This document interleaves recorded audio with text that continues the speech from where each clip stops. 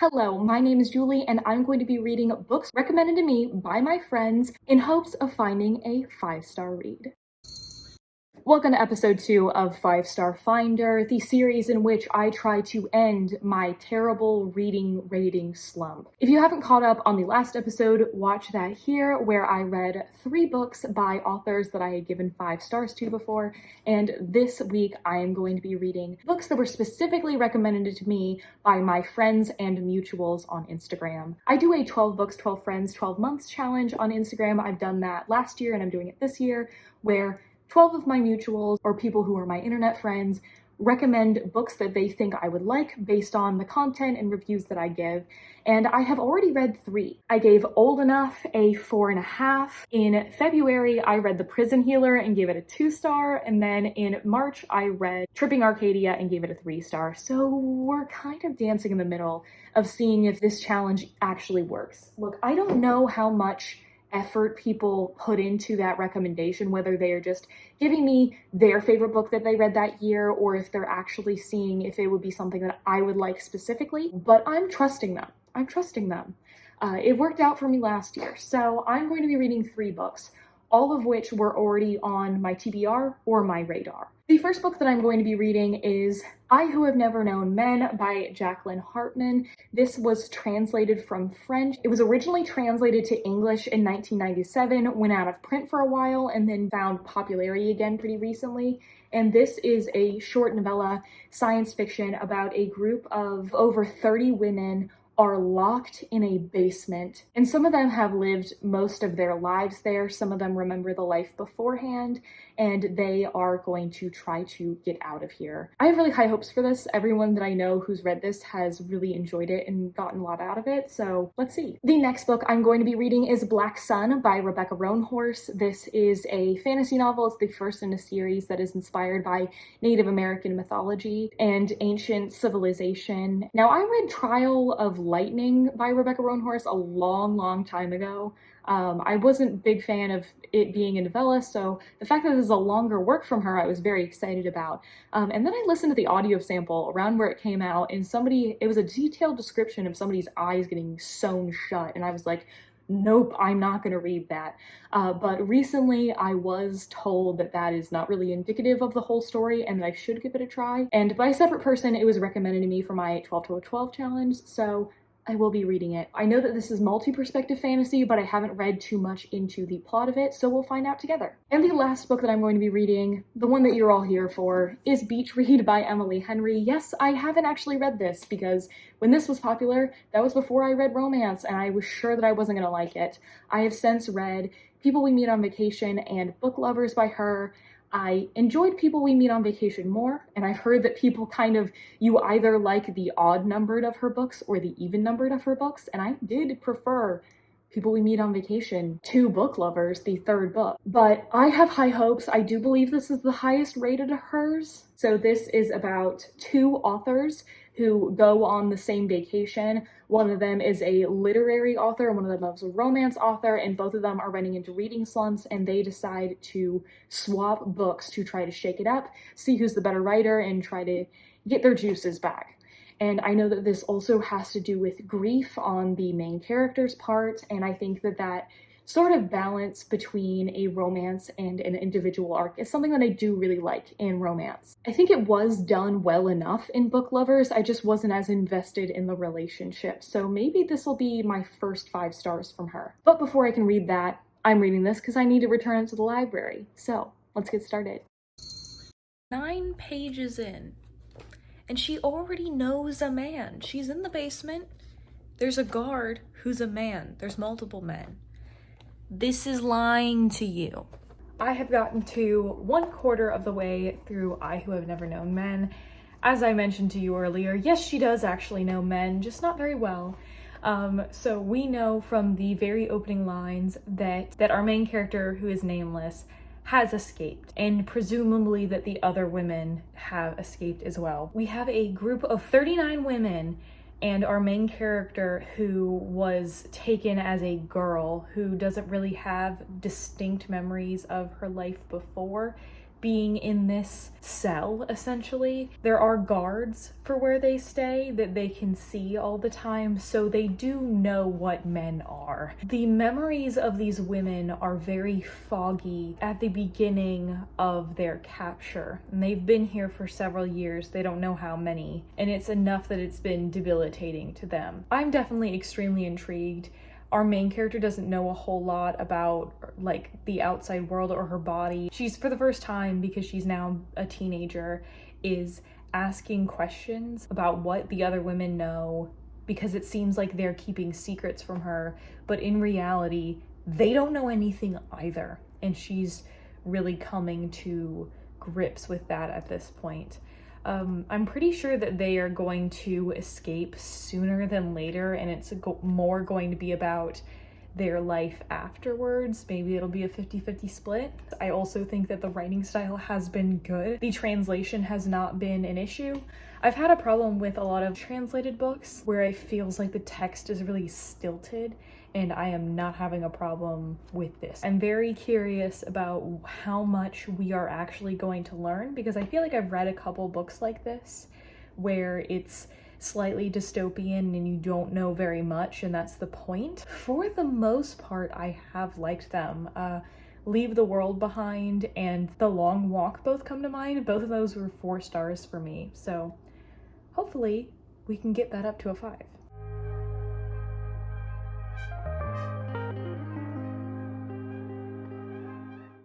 Hey, Jacqueline Hartman? I need answers. I finished your book. I need answers. So it's a metaphor. The whole thing's a metaphor. So you know how I said that this was probably going to be similar to Leave the World Behind or The Long Walk? I said that.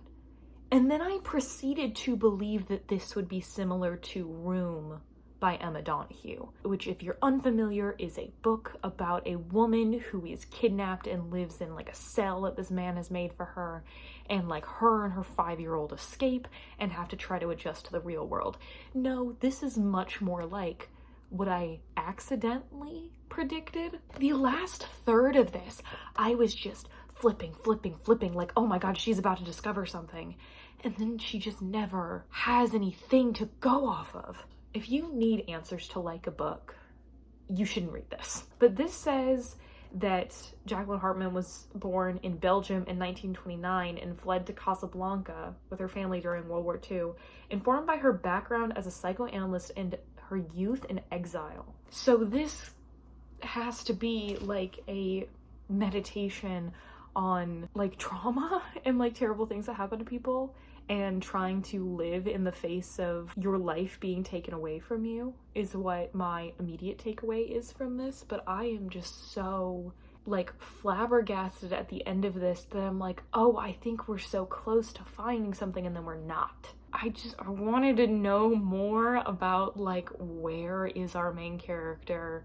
What happened to them? What is going on? Don't get me wrong, I think this is a really good book. I think it's really interesting how our main character, who has lived in captivity her whole life, away from everything, really struggles to see herself as human and as similar to the other women, partially because they did exclude her for being a child that they weren't allowed to really care for because of this situation. And she doesn't have all these landmarks of being a person that she has heard from these people that she may have small memories of, that she just doesn't understand, because she's been raised only in strife in a way that none of the other women were.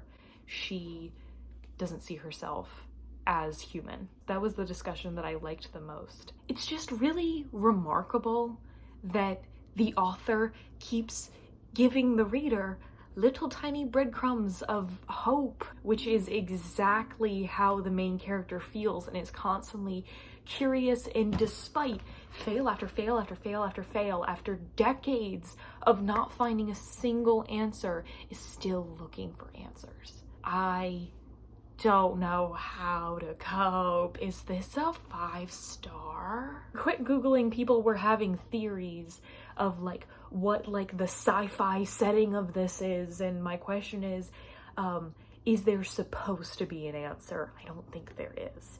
My immediate guess from a book like this is that It is purposefully vague because it's a metaphor, not because you're supposed to read in between the lines and figure out all the sci-fi answers. Personally, I don't believe they're on Earth. It is a smaller stretch to say that they are on a different planet. But that's not the point. The sci-fi part isn't the point, and I need to get past that. And now I'm supposed to just like wipe my brain clean and start a rom-com. I don't, like, literally today, if I want to keep up with my reading goal. Is the point of this book that no matter how far you strip humans of their humanity, that the thing that keeps them human is their curiosity and their need for hope? That's what I'm sticking with. I'm not sure, but I know that all the people who are trying to find a really complicated answer to what the sci-fi landscape that they're in is are missing the point.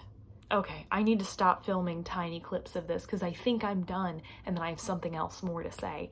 Let's go try to switch gears to read Beach Read. I don't know if I can do it.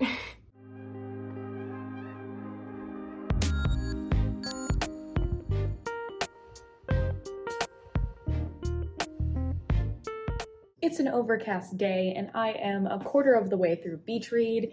We've met our two main characters. We have January, who is a romance author, and she has cranked out her last 4 books, loved them all, loved telling love stories, but recently her father passed away. And her parents had this beautiful love story. They were so in love with each other that she always has been this hopeless romantic, trying to find that for herself. And she finds out at her father's funeral that he was having an affair. So she is very recently jaded, hasn't been able to write anything, and she has been given the keys to her dad's house that he had with his mistress on the beach in Michigan, is trying to write, needs to turn something in, and she runs into her neighbor, has a couple of bad encounters with him, and then finds out later somehow, doesn't recognize the guy, that it's her college rival, Gus Everett, who is a literary fiction author and always critiqued her in college for writing happy endings. They're both running into problems writing and decide to trade genres. Not only are they going to write each other's genres, but they are going to have essentially dates to teach the other person how to write their genre. Gus is going to teach her how to research,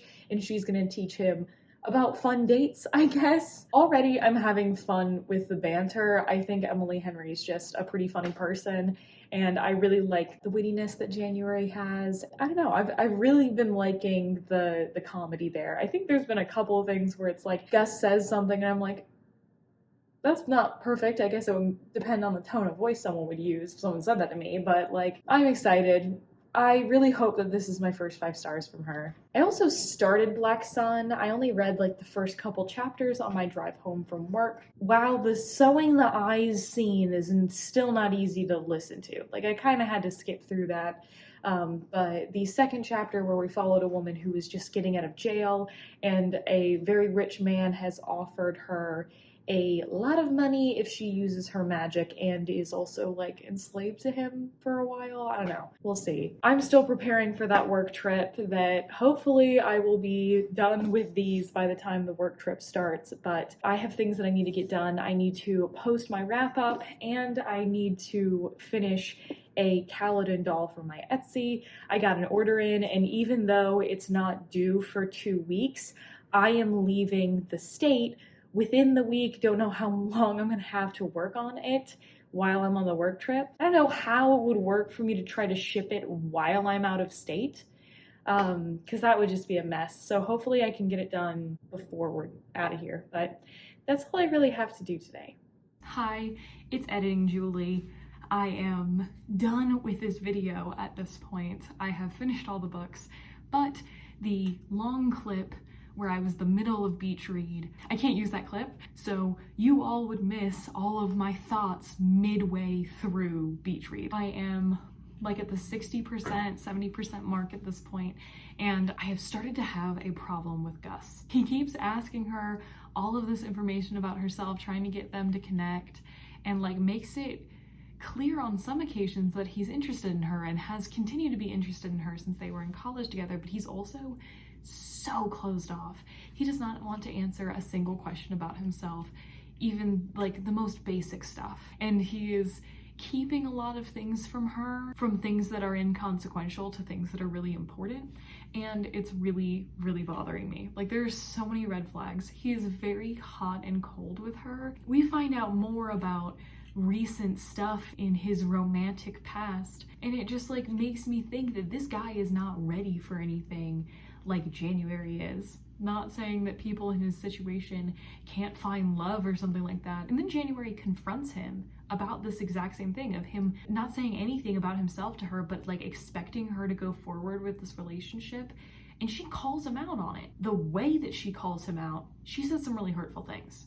She shouldn't have said them, but her calling him out was absolutely warranted. The continuous behavior that he has had. It's not like when I read, like I had a romance that I read recently where like, this guy is an asshole, please run. This guy is so like green flag, red flag. I don't know, I'm getting through it quickly. That's my favorite thing about romance, how fast the pages go through. I think the margins are bigger, there's fewer words on a page, and it's really rewarding to finish a 400-page book in like 2.5 days, especially when you're a fantasy fan and all your margins are super tiny and you have 600 pages to get through. So I was at least enjoying the experience of flipping through it, and I just really enjoy January. I think January is her strongest protagonist of the 3 that I have read. I feel like she's a very well-realized character. Maybe she comes from like some personal experience that Emily Henry has had, but I just feel like she is so real. And I love her trying to figure out how she is going to operate in this world that's like so different from what she's used to, and how it's really painted her childhood and so much of what she thought was true differently. I was really worried that it wasn't gonna nail the ending, and especially because that is so make or break in romance for me. It's really hard to make a romance conflict that is believable and isn't problematic or toxic or something and makes you think that like the people should stay together, or like over dramatic where like they break up over fucking nothing and then immediately get back together because they miss each other or whatever, or even just a conflict that feels so abrupt that they're like, oh, we needed a conflict, and then they immediately end it. I was especially worried about the conflict because People We Meet on Vacation, the entire 3rd act, kind of ruined the book for me a little bit. Like, I still enjoy that book. I still gave it a 4-star, but I do not think that Poppy and Alex are going to stay together. I had heard people complain about how much of this book was January worrying about her dad.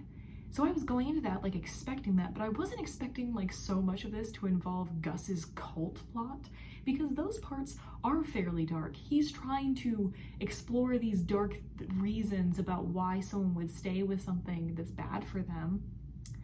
I wonder if that's thematically appropriate or not. But I was just surprised at how tonally serious this entire book has been, especially because this is her first romance. Because like, I feel like these have been pitched as rom-coms, and this was the most popular romance book of the year, so I expected it to be a little bit lighter than this, but I'm not complaining about that. But yeah, main feelings at this point, I love January. I love her arc. I really like being in her head. She feels very well realized. But Gus, I am starting to not like. Now, back to present Julie. I'm so mad I can't use that clip because it was so cute of me making dinner. I made spinach Alfredo and it was so nice. I can't use it.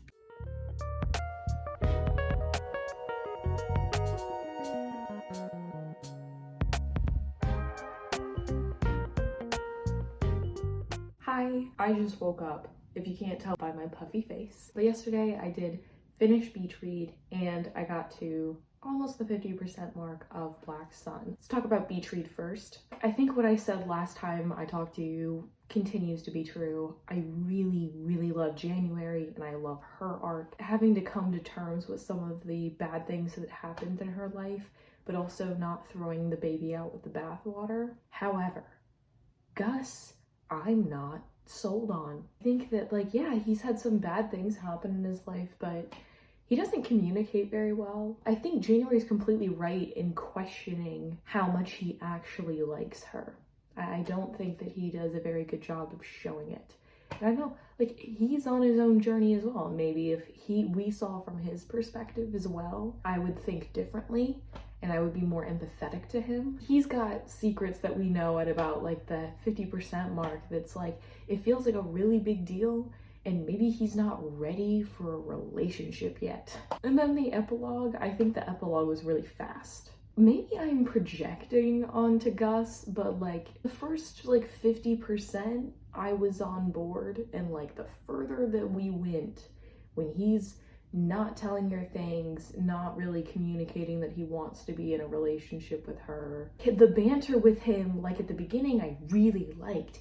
And then the more we got forward, like especially when these two have really tense scenes together where like she's upset and she's not saying anything, like it felt more like almost argumentative, kind of turned me off to him, which is disappointing because I think everything else about the book was really great. I like that even though they were attempting to write into each other's genres, they ended up staying very true to themselves. I don't know, I always like books about writers, and I enjoyed that part of January's arc. There are two spicy scenes in that book, and the second one is so undesirable. Why in that location? That location is so uncool. I don't even know what I'm gonna rate this book because I didn't like Gus. I'm gonna have to think about it for a while, and maybe after I finish Black Sun, I'll tell you what my rating is gonna be and where I'm gonna rank it in her books. On to Black Sun. I got 50% of the way through between my driving that I did yesterday, which is why I couldn't update you earlier in the book. But I was also like, dang, am I missing something? It feels like a lot hasn't happened in this book yet. And then I decided right before I filmed this to look up a summary of the book to double check that I hadn't missed anything, and no, I haven't missed anything. Not a lot has happened yet. We're doing a lot of setup, but it is inspired by pre-Columbian America and the mythology and history of different indigenous tribes in North America. And I do like that we are seeing a good amount of different cultures interact with each other, because indigenous culture isn't a monolith. Basically, in 20 days from the start of the book, a total solar eclipse is going to happen, which is hilarious because the total solar eclipse is happening in 2 days from now. Absolutely wild coincidence. People believe that a dark god might be released when that solar eclipse happens. And we follow a bunch of disparate characters who all have expectations about like what's going to happen then. We have Scialla and Serapio who are in the same location, and that is my favorite plot line so far. Serapio is the boy who his eyes were sewn shut and he was carved into by his mom because she believes that he is going to be a reincarnation of the crow god. He didn't have a choice in the matter, but he loved his mom and was going to go along with it. 10 years later or whatever, Scialla is at her lowest. She's like a captain. She's also Teak, which is a culture of people who they believe that they come from the water, and they have magical abilities called singing where they can actually change the waves, so like they can calm them or rise them. She's employed on ships, but because she's Teak, anytime anything good happens or bad happens, they blame it on her. So something bad happened because she was hate crimed and she was put in jail. A rich man comes up and is like, hey, I need you to transport my cargo, Serapio, to a place for the eclipse. Meanwhile, we also have Naranpo. Every time I hear her name, I want to think Danganronpa, whatever that anime is. A girl who's in the priesthood, and she is in a leadership position, and she just had an attempt on her life, and now people are trying to use that as an excuse to replace her. We were introduced to those guys, they did a little bit, and then we're suddenly introduced to a different guy. He's part of the Carrion Crow clan, and his mother was the matron, and she just died suddenly. His family thinks it's suicide, but they're trying to cover it up, and he believes it was murder. And that's where we left off, except Scialla and Serapio are bonding, and they're starting to be into each other, and for some reason, I'm into it. I think usually I would have thought that it was kind of baseless and came out of nowhere, but I'm kind of into two outcasts teaching each other about their cultures and finding each other. I don't know, I thought that was cute. Luckily, nothing like the eye sewing scene has happened again. So I think people were right to tell me, yeah, that scene sucks, you can go on. So one thing about this audiobook is that each character, each perspective character has their own narrator, which is something I really love in books. Just because I'm staying here and not driving anywhere, I don't know when I'm going to be able to full finish this. I have like 6 hours of the audiobook left, which if I listen to on 2-speed is 3 hours. So in the next 3 days, I think I could finish it. I will get back to crocheting and reading.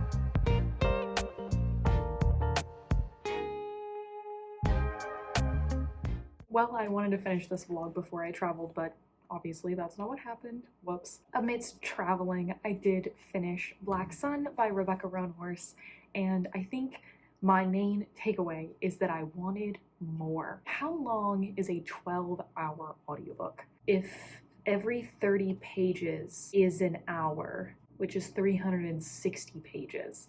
So this book is a fantasy where we're getting introduced to like a new type of world and a bunch of new characters, but it's split between 4 perspectives, and we're not even getting, 100 pages of each of these perspectives. And I think I just wanted more in depth. I wanted more details about the characters, their backstories, and the politics of these different clans that are going on, what kind of magic these people are doing. Like, I wanted more, and maybe that's how this book is supposed to leave you because it is a trilogy. There wasn't anything that I disliked about this book. I liked our characters. I did think we got a good balance of all of our different characters.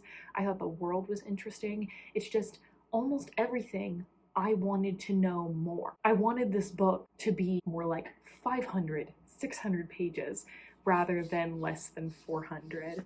That is how I tend to prefer my fantasy, and when it is a high fantasy, I think you should go for that. Because at the beginning, my first thought to you all was, have I missed something? Because not much is happening and I'm like a third of the way through the book. I just didn't think there was many plot points for each of our characters. I'm talking myself in circles. I think I'm gonna give this a 4 because, again, did nothing wrong, and I definitely do want to continue in this series. This was a good recommendation for me, and I'm glad that somebody pushed me to finally read that. So of my 3 reads, we have 2 out of 3 books that went better than expected. So I think that's a win. I'm still not sure. I think I Who Have Never Known Men, I think it might be a 5. This is 5-star Finder. I should know in my heart if this is a 5. I'm giving it the point. Black Sun is a win, but it was not a 5-star. Beach Read, I went on and on about how conflicted I am with that one, that I'm still not sure what I'm rating it. I feel like anything in the 3 range feels wrong. But I had such a problem with Gus that I'm like, what is it doing in the 4 range if it's a romance? So I'm going to say, for the purpose of this video, I Who Have Never Known Men is a 5-star. We have found a 5-star. I mean, it's probably going to be my favorite book I read this month. So it's definitely going to be on my long list of favorite books of the year. So now we can look at what I have so far for my 12-12-12 challenge. So the original 3 ratings that I had was a 4.5, a 2, and a 3-ish. And now we have a 4.5 5-star, almost 4-star, and a 4-star. We've increased our average, which is what we want to do because we want more wins than losses for me to be able to continue doing this challenge. What can we reflect on this way of getting recommendations to become 5-star predictions? When somebody recommends a book to me, especially someone online, you don't know how much they are thinking of how they themselves enjoyed it versus how much they think it matches up with your taste. And I think that each of these books has similarities to books that I have quite enjoyed in the past. And I think they were all solid recommendations, so I think I can trust these people. So I do think that friend recommendations, especially when they come from multiple people, can be a good indicator. But there's always going to be that X factor, of course. I haven't planned when my next 5-star finder video is, but I have a couple of ideas. If you have any ideas for me of how you want me to pick my 5-star predictions, let me know. So anyways, thank you so much for watching this second episode of 5-Star Finder. If you would like to follow me anywhere, my Instagram, my Goodreads, my Etsy, my book club, all of that is in the link down below. And as always, I will see you in the next one.